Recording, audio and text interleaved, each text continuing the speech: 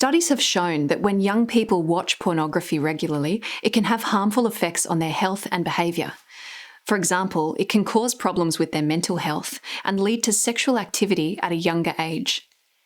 This is very different from the positive results seen in young people who are taught about sex and relationships in a safe and responsible way. Research shows that when young people are given correct sexual health education that is appropriate for their age, they are more likely to wait longer before having sex. They also make better, more informed choices, which helps them to have healthier relationships and to look after their well-being.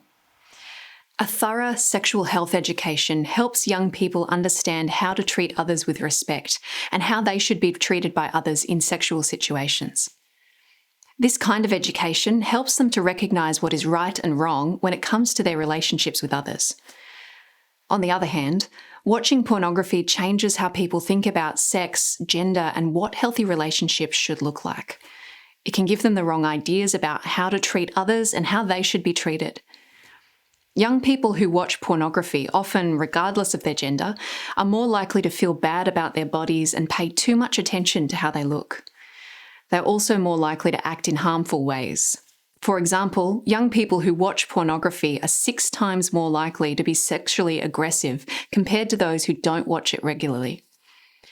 Pornography is also linked to risky and unsafe sexual behaviours, like not using condoms, having unsafe sex, or trying dangerous acts, like strangling their partner.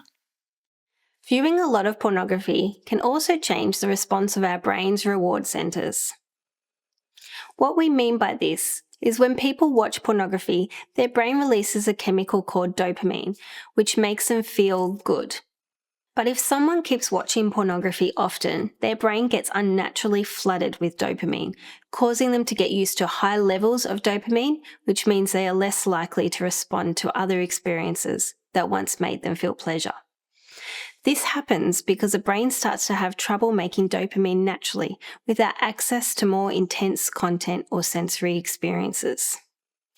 As a result, the person might start looking for more extreme types of pornography, and the way the internet works helps make this worse.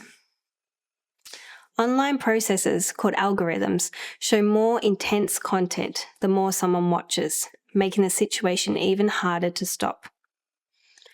This can lead to addiction to watching pornography or addiction to sexual behaviours.